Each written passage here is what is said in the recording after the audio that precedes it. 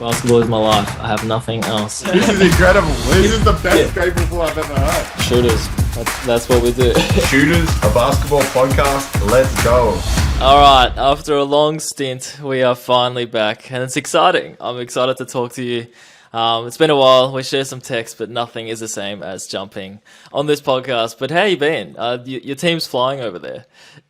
Yeah, it's been too long. First and foremost, that's for sure. Just the difference in time zone, basketball schedule. It's been crazy, but I'm doing well. We're 4-0 in our last, so we've won 4 in a row. And since I've been here, we're 5-2. So we just last night officially beat the record of last season. So real quick rundown of how it works. In the leagues over here, the bottom 2 teams get pushed to the second league. And there's a league that runs at the same time. And then the top 2 teams of that league come into this league. So we've only been in the first league. This will be our second season. Nice. That's got to be a good feeling then. Got to be a nice feeling to come in and make a positive impact. Yeah, no, it feels good. Like try and implement what I believe in, like winning and like culture and what goes into winning basketball games. And some of that is clearly working, I like to think. So hopefully we can keep building on that. The record speaks for itself, but it is cool. I've been trying to follow as closely as I can, whether it's just like looking at the Instagram page and that, trying to see who the top scorers are every game. You're usually in there, so it's nice to see. But what about Germany as a whole? I'll be there soon. It's going to come up very, very quick. So I hope I hope the place looks nice and tidy for when I come over. But yeah, are you getting more and more comfortable? Yeah, definitely. I've kind of found my routines. You get at first so uncomfortable not being able to speak the language. Like you're like intimidated. You walk into a room and everyone's speaking and you can't hear anything. Where now it's full comfort. You still walk into some rooms and you're like, oh gosh. So I'll tell you a quick story. It was I've got a fresh haircut. So obviously Beth was harassing me about going and getting a haircut. And I didn't want to. I was like, this is intimidating. So I walk into the barber. Not a lot of English is spoken. So I get there and I sit in the seat. I show him a photo and he's cut my hair. It looks good. My beard's messy. And so he's like, oh, whole package. I'm like, yeah, come on, give me the beard. So next thing you know, I've been laid down and he's pulled out these like strings and is like doing my monobrow. And like, cause I grow a little bit of a monobrow, but I'm talking like, it feels like plucking times 1,000. Wow. So like, I did actually, I'll interrupt you then quickly. When I tuned in, I was like, everything's looking clean cut, including the eyebrows. Yes, there you go. So, but when I tell you this was hurting, like I'm crying, like my eyes started watering. So I've closed my eyes and I'm hurting. And like, next thing you know, boom, I get punched in the face. But he puts two wax things in both my noses. My nose. Salt. Oh, I was stressed. So I just had to lay there for like 3 minutes. When I tell you I was having a heart attack, I've never waxed my nose before. While he's torturing, everyone's just around talking German. Anyway, I got the cleanest nose in all the land. It didn't hurt too bad, but that was a crazy, pretty like, oh gosh, I'm in Germany experience. Did you forever think that you could stop them, like as soon as they laid you down, to kind of just be like, no, I actually don't want this full package, just give me, or did you just like, I'm already going ahead with it, I can't stop them now? Yeah, I'm just like, they probably wouldn't even. He tried to put a line in my hair and I was like, no, but we made it work, and I think I'm not looking bad, so I might have to go back before I head back to Australia. Looks great. Maybe I'll have to go and get the full package. Yeah, the full package. There you go. It was only like €25, so it's not bad. Okay. I'll just be like, I want what he's having. Yeah. That's my goal. I was going to say, is it literally one of those examples where you kind of have to walk into the shop and show them a photo of what you want, or could you still make out what you want in your haircut alone? Nah, it was definitely photo. Like we didn't really talk. We didn't communicate very much. So it was, it was photo, and he pulled off the image, and the rest is history. Perfect. Now, before I'm sure the viewers, we're doing the Jack interview. We did the Darren interview. I don't know how many how many episodes ago, but that was fun. But we want to do a Jack one. Before we get into that, there's a quick few things I wanted to cover. Firstly, we've got a nice little updated logo. I got my sketching out. Yes. Just did something different, jazz it up a little. I think podcasts are always better when you can kind of see who the people are, like whether it's a proper photo or just like a little funny sketch or something. So that's one. The other one is we've started doing some little quickfire episodes, which I've been enjoying myself. I actually just recorded one before. Just they're just a quick little episodes of something that we want to talk about by ourselves, essentially, because we can't be bothered waiting for the other one's timing to line up with it. But it's been fun. We'll keep doing them and see how we go. So give us some feedback. Why not? Yep. Thirdly, Christmas is going to look different in Tassie. Wow, yes, a Christmas Day game against Southeast Melbourne. That's exciting. It's a cool. I'm glad it's in Tasmania, selfishly, but it's going to be fun. I know the crowd's going to be rocking like it always is. But a Christmas Day game, it's going to be it's just a fun life experience. Yeah, for sure. It's definitely different. So the NBL did the first ever last season Christmas Day games, but I don't know. From all accounts, they went really well. So clearly, they're doing it again. But it would be definitely different for you guys actually to be, hosting it, so to speak. Yep. Yeah, definitely. Do you reckon, Christmas Day jerseys? Anyone? Should we get them done? No, we said there were too many jerseys already. Yeah, there are a lot of jerseys, but a Christmas Day one, you could always go. I just love jerseys that are like crazy creative and completely different. So Christmas always gives you that opportunity if someone was designing it. For sure. All right, let's get stuck into your interview. I didn't, for those at home, full disclosure, didn't tell Jack any of the questions. A lot of the questions are kind of just like ones I wanted to ask, and then others, we got fans to submit some.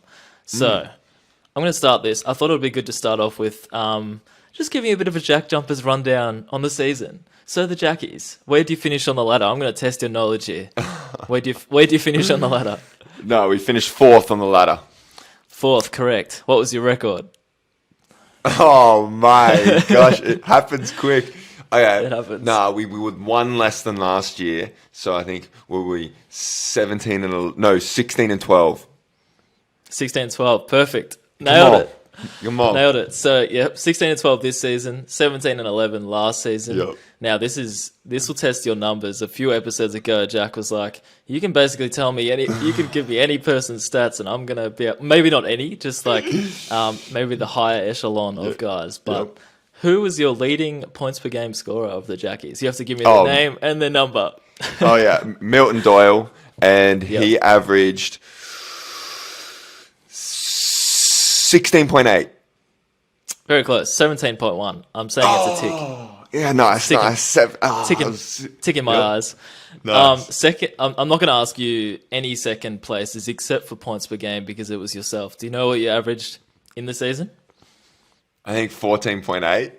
Perfect. Nailed it. There you go. How good. He's got it written up on the wall somewhere. Yeah.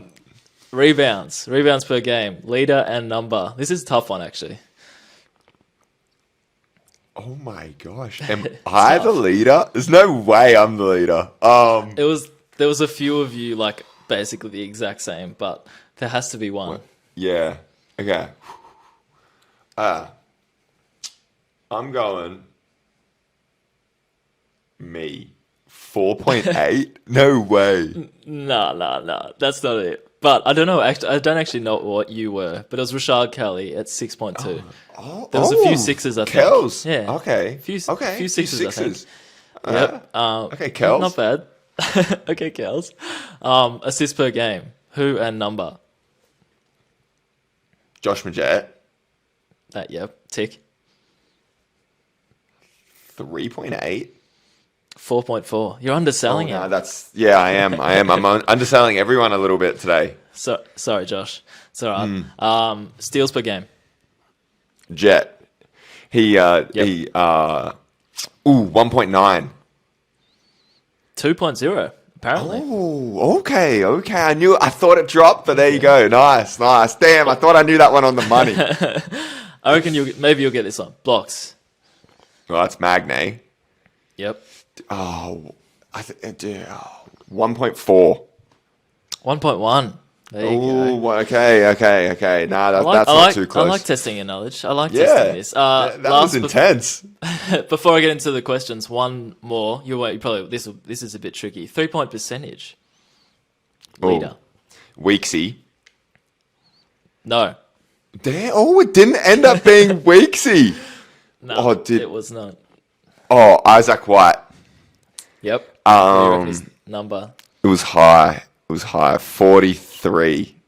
48, apparently. 48. He ended up going crazy. Yeah, because I remember they were like competing back and forth the whole season. Because I know Weeksy that like started the first half of the season at about 60%, and so it's all everyone was talking about how good Weeksy was. And then Actually, I seem to remember that. Yeah. Yeah, and then Isaac obviously came in and stormed it away at the end.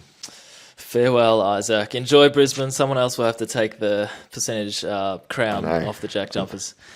All right. Are you ready for my survey? I am. That was intense start, but I liked it. that was good. That was good. You're like, I'm overwhelmed already, but let's get into it. All right. This is pretty straightforward to start off with, but one thing as a team you were happy with, just in general. We can keep them quick, otherwise we'll be here all day. But hey, one thing as a team you were happy with, satisfied. I think just we managed to grow again. Like, we didn't have the strongest start of the season, which I think we were really disappointed about that, the start of the season, because we felt like we transferred over like a lot of the players and a lot of the guys. And so it was like, oh, what's going on here? And if you take away that start, like, we would have been right up there again. And obviously, but our ability to learn and get better as the season went along, like, we were a very good team at the end of the season again. That a few things go differently, could have won the whole thing. Obviously we didn't, and you can always say that, but you know, like, it's game 3 down 2 points heading into the fourth quarter, and so you're putting yourself in a good situation to win some basketball games. So, and to me, you guys kind of essentially backed it up. Like, you backed up that quote unquote fairy tale season. As we said, the record was 1 win off it, so almost exactly the same. One thing as a team you weren't satisfied with. It can be as specific as you want. Or just something Well, I would say definitely the start of the season. Like, that was one thing that we were like, oh man, like this sucks. Like, how did this happen? And then obviously, like, not making, like, we really felt like we were good enough to win the whole thing this year. Last year, Sydney was very good. And, like, you know, they tore through at the end, didn't lose a playoff game. They were a great team. And, like, there's always a chance. But this year was really like, oh, anyone can win this whole thing. And, you know, from Cairns, like, and so it was definitely hard this year. And then the chaos of kind of postseason, we didn't really get to celebrate or didn't really get to sit down and enjoy each other's company. I left, Mags left, a couple other dudes had to bounce, and so that was kind of a disappointing part of the ending of the season. Yeah, that makes sense. Exact same questions, except on an individual basis. One thing you were happy with, one thing you weren't so satisfied with. I would say I was really happy with how I played through injuries this year. Like, I started the season with my shoulder, and then so getting that healthy, and then like finding my way back into it in the season, and then my big toe. I know it's pretty funny. It's still causing me a little bit of problems. So I'm excited, like, to get home and take like a couple of weeks off and get that completely healthy. But playing through those and still finding a way to affect winning when I was like kind of hurting and in that kind of way is something I was personally very proud of this year. And then something I wasn't happy with is just one thing I'm trying to improve is rebounding. Like, I want to grab more rebounds. I want to be better in that area. I think that's the one thing kind of letting me down that could take me to that next level. You know, averaging that 6 or 7 rebounds per game and improving in that area. Love it. And how about just doing what you're doing now as a positive from the season as well? First time playing overseas in that capacity after the season, so that's worth celebrating, I'd say. Any team or individual specific goals already for next season that come to mind? Might not have any, but hey, I'm throwing it out there. Individually, I feel like I want to take a little bit of a step up as a leader. Not like, you know, everyone thinks of leadership as like the guy that's like yelling and you know, like being a captain but like, that's not leadership. it's like leadership without a title is leadership. Everyone can be a leader. And so taking that step up and implementing a few things on my mind that I think I can do better in the season, be a bit more positive, not complain so much about how hard practices are. We be practicing hard. And just small things like that, and continuing to build relationships with guys.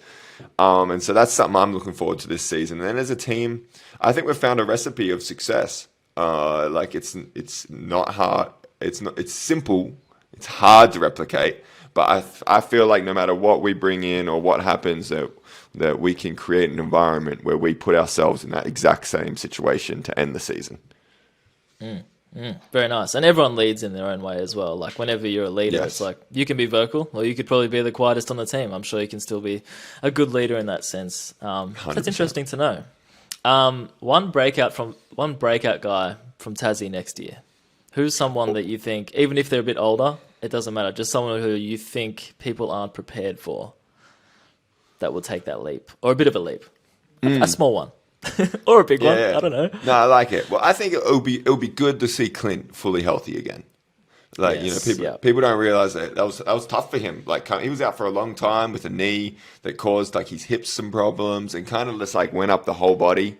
And like Clint last year wasn't the Clint that he was the year before, just due to injury and his movement and confidence and the rotation. So I'm excited to see him back out there, like, doing what he does, which is shooting that ball at a very, very high level. And so he's someone that I think, with a good off season of some downtime and hanging out with these kids and getting that body healthy, will be exciting to see. I think that's a great shout, because like if you tuned into the NBL for one of the first times last season, or maybe the first time, like you're not going to know who the real Clint Stundle is, kind of thing. Like, I think he had a few games or a few moments at least down the stretch that was like, okay, this is who he actually is. It's all about health. It's all about all the other stuff that goes into it as well. So it'd be good to see him, become who he actually is again. One breakout guy from the league. I love the rookies that are continually coming into the league. Like last year, this year, there's more in college that we're going to continually see, and they're good basketball players. I know they're better than me when I came into the league, more polished, stronger. Like watching Sam Wardenberg, what he did last season. Like these dudes are coming out of college ready to impact winning, which is awesome to see. And then one guy that I'm excited to see, obviously I got to give my boy Nick Marshall a shout out. Like he'll be first contracted. And I know he's a competitive dude. He's hungry, and so he'll be chasing that Rookie of the Year, like it's no one's business. And then I'm excited to see Tanner Krebs in Melbourne. I think he had a great year this year. If you take away the injuries, he was battling. He got injured, and so if he stays healthy this year, new environments, watching Chris Goulding and learning from those guys, that will be exciting. I'm excited to watch him too. Yeah, no, that's a good shout. I think Krebs is one of those people that kind of, well, at least for me, he almost like announced himself last season in his own way. Like I feel like people know who he probably is now. And you never know what leap these guys can take if they go to a new team. This relates again, but is there a favorite player you like to watch in the league that's not on your team? Like if there's someone on the schedule and you're tuning in for basically just to see how that player is going to go or is developing. Is there anyone that comes to mind? Yeah, always. I love watching Chris Goulding play. Yeah. I love when he takes bad shots. Well, whatever people call bad shots, or he takes a heat check, or he's running around there like just doing crazy stuff. I love it. I love when guys are on the court, because it takes a certain amount of time in your career to be able to express your creativity on the basketball court.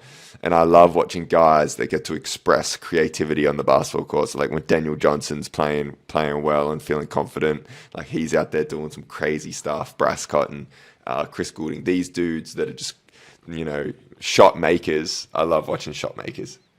Yeah, no, I like that.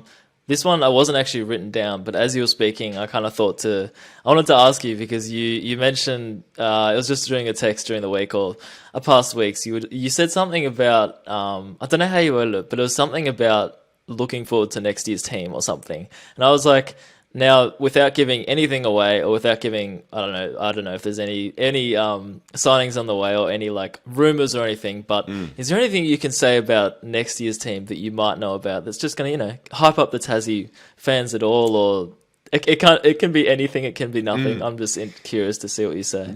Yeah, I know that. Well, the Tassie hasn't dropped any names yet.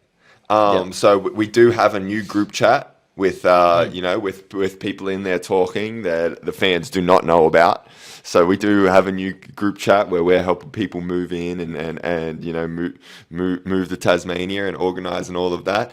And it'll be so that is exciting. And then we've managed to retain a big piece that I'm excited to definitely keep learning from, keep playing with, and so that's going to be fun for the Jackie fans because you don't often see it in sports, and I'm excited for that to continue, especially in the NBL. Yeah, no, that's true. That's true. I was curious to see how you'd answer that one. So great job. Thanks. Great Put me on the spot, huh? Just curious. I've heard some murmurs about some people and stuff, but you never know what's like proper or whether it's just some dude on the internet logging on and getting his Twitter fingers out. But it's always interesting. I wanted to move into, they were the main basketball questions, but there's some random ones that just about you that I felt like chucking in there. Have you always been into the mindset stuff and the positivity and all that? And I guess if not, when did you get into it and why? Do you like these questions? I'm just going down a different. I love it. Yeah, go for it. Okay, so I would say since I can remember, I've been obsessed with basketball, and so it's my life for as long as I can remember. I'm talking my first memories of kindergarten and things along those lines was like, I'm going to be a basketball player. I'm going to be a professional basketball player.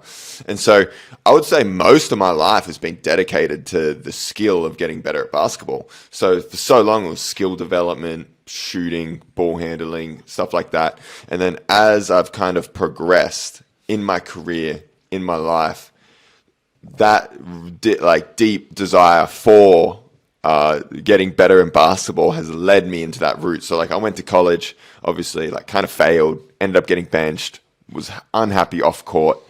And that was when I was like, I need to fix some of this stuff and work on some of this stuff. And as I improved and learnt more and got better with my own mind, not better, I don't like that word, as I improved some habits and, the way my self-talk was and my confidence and improved my outside of life, my basketball just shot up. So it was like me spending 30 minutes a day on working on my mind was better than going and shooting for 30 minutes. Don't get me wrong, you need both. And so this interest came kind of, and when I was just beating my head against the wall, going basketball, while friendships slid down, my family side slid down.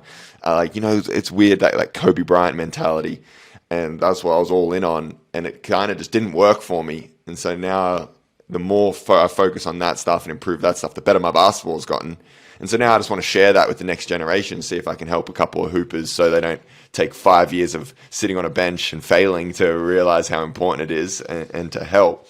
And that's why I like sharing that stuff. And then it's trickled into my life. And, I've got healthy relationships and I get on cool podcasts with Darren and just get to do all this awesome stuff that affects basketball, but also has created a really cool life.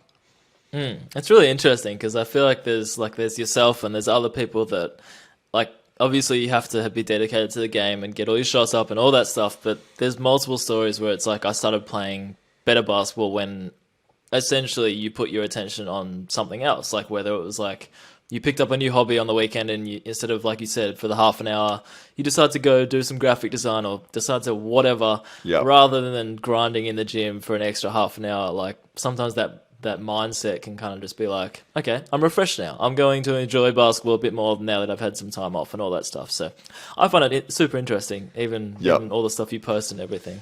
It's good. Yeah, well, I want to do I want someone to do a study for me where they go into the WNBL and the NBL and get everyone's stats before and after they have a kid. And see, once the basketball doesn't become their main priority in their life, if they improve. I don't know if it would or not, but it would just be an interesting little study someone would like to do. I'm just too lazy to look at the numbers.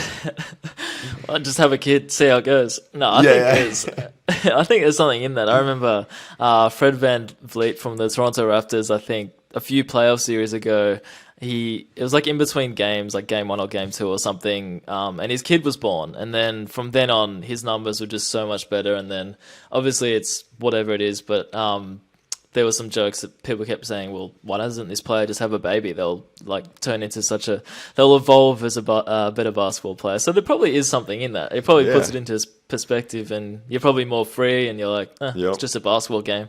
100%. Yeah, might have to get that study happening. I was going to say biggest influences in that space, like any people that kind of, I see you posting a fair few names, but just maybe a main one or two. Nah, I spend a lot of time like kind of listening. I would definitely say a big space for me recently is Tim Ferriss. If people don't know, he's a podcaster. Released like the 4-Hour Work Week. He interviews people, and then like just his interviews are great. And then psychology wise, like I got some old people like Carl Jung is like an old like philosopher, like and then I'm just constantly reading and learning. Like right now, I'm reading like The Art of Impossible. Which is a book about focus and motivation. It's just like book on book on book, and I build this foundation. I also did study psychology for 3 years at university. Did not know that. Yeah, so it kind of like has continued to just like pile on, and then it's just like, it's just a lot of reading. So it's particular books of everything, and then obviously it's learned experience from talking to guys. Right now, I just tell my own story a lot. In that space, and then picking up things, test them on myself, talk to my friends and family, and test it on my little brother a lot.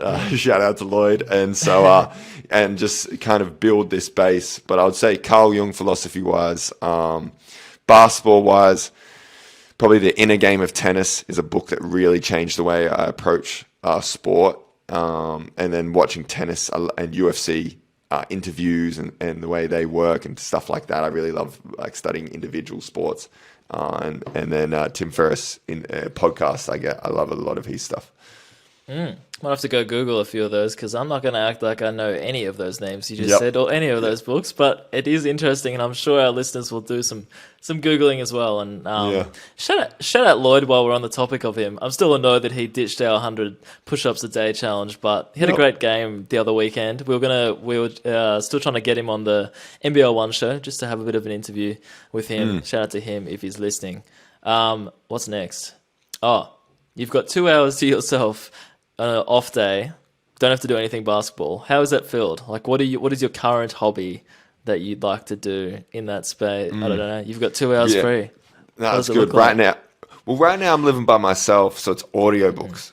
So I bought a Kindle, and so I buy like the audiobook and the Kindle, and I'll play it on 2 times speed in my ear while I read the Kindle. And so right now it's that. Or I like playing a video game called League of Legends every now and then. I play a lot less now than I used to, and so I do that. Or just go for a walk. Right now, exploring. I love going into the city whenever I can and getting out in some nature. Wait, did you say you listen to the thing and read it? As in the same thing, right? The same thing, yeah. Okay, no, it's not different. So it's the same thing. Yeah, same thing. So I buy like the book and the voice of the book, and I'll listen and read. Because I was the last plane trip I took, wherever it was, like New Zealand or Sydney, the NBL finals, I was trying to sketch on my iPad as well as listen to a podcast, and I was just like, even that, I was just like, I'm getting not confused, but you can't focus as much as I'd like to, unless it's 100%. Like a lighthearted podcast and it's just like a radio chatter or something of that nature. No, definitely. Now I will preface this stuff. I'm shocking when people ask me these questions, but I'm going to ask you anyway. They're the typical, you just got to shout out your favorite artists, songs, movies, and shows. Just give the audience, what do you listen to normally? What are a few of your bands or songs that you listen to? Yeah, so I would say like all time would be hip hop, Kanye West, Future. Right now I'm into some like Australian kind of acoustic jackpots, and then when I'm like studying or working, I put on like lo-fi. I don't know if anyone here is like lo-fi, like Studio Ghibli kind of music, and so I listen to some like kind of orchestra, piano, jazzy kind of vibes when getting my work done. Bit of everything. Do you have a favorite favorite movie of all time? Yeah, definitely. I got a few. Like I would say, Lord of the Rings series, and then Gladiator would be the ones that really like for me are like my staple. Lord of the Rings is weird for me because I really love it, but then whenever I tell someone that I don't really like supernatural make believe things, they're like, "How do you love Lord of the Rings?" And I'm like, "I don't know what it is. Lord of the Rings is like the one outlier that is just I think I know though. I think I know the answer to it. Go Because the world is built so well in those three movies that it's real. It feels real. Even though it's not real, it's real. There's no like random stuff that happens that takes you out of it. It's built so well that everyone has a backstory. Everyone has their own story. And so it feels real. Anyway, we could talk about that whole different time. So it's like, yeah. Lord of the Rings pod. Yeah. I like that. I like that actually. Yeah, I've never really thought about it, but as soon as any show or movie goes into time travel or any different universe, I'm like, no, I'm out. No, nice. Can't do it. So you don't like Marvel really stuff?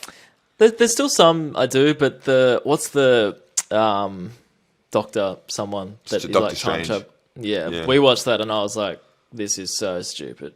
No, thank you. That's crazy. It makes two of us. We're in the minority for this. I'm not a big Marvel guy. Yeah, I feel like people love it. That was it for my questions, but we've got some fan submissions, so I'm just going to pound through these. What have we got? Looking ahead a few years, what have you got planned for the future after you've retired? I should have written down the names who asked this, but I didn't. Yeah, thanks for the question. I'm not 100% sure where my work will take me, but I know the exact life I want to live. And so that exact life is I want a nice block of land where I grow my own like veggies and it's like a big block. And then I wake up, I do 2 hours of writing in the morning. That's my job. And then I hang out with my kids and my family. And then I have my own kind of like half-court little studio where I can train people individually if I want. But that's not my source of income. That's just when I find someone that gives me passion to work with, that I'm excited to work with. And whatever that space may be at that time, I do have a full kind of plan for what that business will and model will look like, but that's a whole episode to talk about that. I love how specific that is. That's very good. I feel like majority of people, and I can't blame them, like especially if you're a professional athlete, it's like, I don't know what it's going to look like after I'm done. And you're probably going to think about it more so when you're, mid-30s, whatever that is. But but I love how specific you were. What's the next one from said person that has no name? What's the thing you're most excited about in the next 12 months? Next 12 months. Right now, it's definitely seeing Beth, getting back to Adelaide, hanging out with her. I'm going to be like a bad smell. I'm not leaving her side. That's for sure. And then hopefully, fingers crossed, hopefully I'll get a call up to the Boomers squad and get to try out and go for that. And, I think hopefully that he sees that I'm playing well in Europe and my game translates to different levels and different teams. And so hopefully I just get the call up. I just want the call up to go prove myself and have a chance to at least to compete and learn and show up in that environment.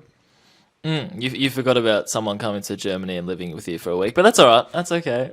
No. Just kidding. Best thing about living with Farb, said someone. Oh, great question. It's Farb and not Fab, right? I used to always say Fab. It is. Farb. Well, yeah, it is technically Farb, Fabian. Fab. Okay, yeah, cool. Yeah, most people call him Fab, but I call him Farb. Yeah, Farb sounds better. I'm going to go with Farb. Nice. Best thing about living with him is I would say, and sounds bad, but we just never annoy each other. And that's a hard thing for a roommate, like couples, anyone. You can be best friends with someone and they can get on your nerves, like when you live with them for a weekly basis. And me and Fab just never annoy each other. We know when to give each other space. We know when we want to hang out. Like it's like a beautiful balance of just never any annoyance. I'm gonna annoy you over there. I'm gonna try to fight you during the week. Yeah, good. Well, I was just thinking that. I was like, I hope Fab feels the same. I hope he doesn't find me annoying. I'm the annoying one that annoys him once a week. He's like, God damn it. Yeah. This one's very broad and it's probably hard to answer in a limited amount. But someone just said advice for young athletes, and there's probably so many things you can go into. Yeah, I would definitely say have fun. like you have to have fun. Like there's no other point in playing sport if you're not having fun, and then gain as much knowledge as possible. And then you say, like, what's knowledge? Like, you just have to be learning. If you want to take it seriously, you have to be learning from everyone and everything, from players next to you, players above you, from coaches, from parents, from from YouTube. You just want to learn and have fun. And obviously when you're having fun, you're going to work hard, you're going to be on the court more, you're going to get more reps in. So, and then you could break down exactly like how you have fun, which is like relationships and you know, working on your potential or playing and stuff like that. But focus on having fun and learning. Be a sponge. Be a sponge. What's something you thought you knew about Tasmania prior to moving there, but has now changed? What were your perspectives of Tassie? Yeah, I would say I didn't realize like Hobart was popping. Like Hobart's a really cool city. Like they've always got like unique events on, and it's different. Like because they don't necessarily get the big, like when an artist that's big comes down, they don't visit Tasmania. You know, so like they'll do like the big cities, they'll do like Perth, Brisbane, Sydney, Melbourne, Adelaide, you know, and then they bounce or whatever. And so it creates this environment in Tasmania and Hobart that gets a lot of cool like indie artists, indie events, art shows, like kind of this like different scene because there's a space for it. And so that's one really cool part of Hobart and something I want to do a better job of actually exploring more during season and getting out and about and seeing that type of stuff. Yeah, that's a good point because like if people from the outside were like if Tassie's not a big enough place to get these like when Shaq toured, he didn't go to Tassie, but it's kind of it kind of creates its cool own version of itself. Like you get these different acts, you get to these different people get different opportunities because maybe it doesn't have as big a market. So there definitely are advantages there. What's the main difference between NBL and BBL, where you're playing now in Germany? That's a good question. Great question. I would say that one of the biggest differences is there's 6 imports in Germany in the BBL. So like I'm one of 6, and so it can be crazy sometimes because sometimes German players just don't really play very much. So that's different. And then I'd say it's a lot more physical. The German league, like we're really out there wrestling, and it's like every game is like a Jackies versus New Zealand basketball game. So if you've watched any of those and you're like, are they playing basketball? That's pretty much every German BBL basketball game. I'd be out there like, I don't even play basketball anymore. I'm just a wrestler that sometimes shoots the ball. It's a very good. I like that. You just like I'm imagining. I don't know. Will McDowell White across. Nah, there's just all these New Zealand players. Yeah, me and Jared Brantley just wrestling all the time. Just going for it, going crazy.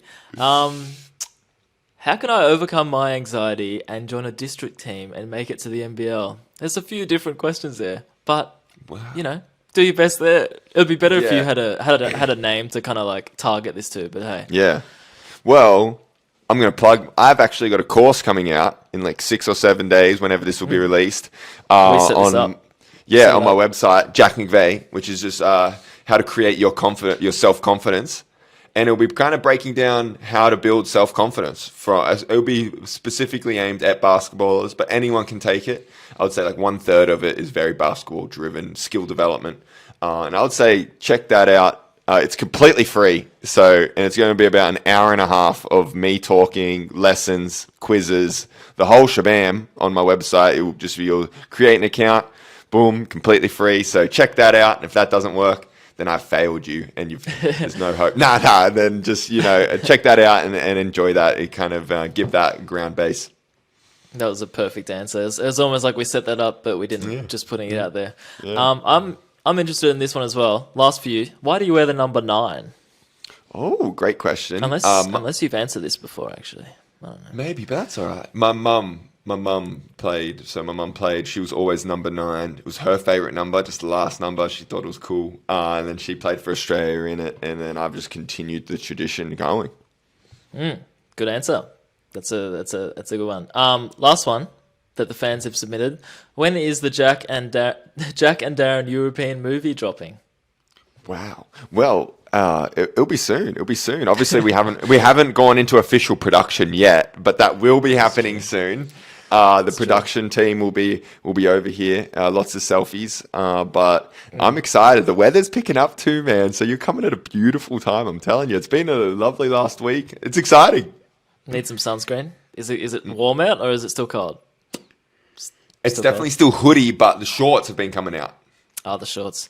Love it. Yep. I was actually thinking of, I was picturing like if I was over there, you'd do like a full mini doco setup, but it's probably not enough time. And it probably takes away the joy of us being together. But hey, we'll see. We'll see what we do. Might do some. We'll do some podcasts and stuff and some things like that. But maybe not to the extent of sitting Jack down in like a dimly lit kitchen, getting his views on Europe and playing over there. But we'll see. We'll see what we'll do. It's going to be a fun time either way. For sure. That's all I had for you.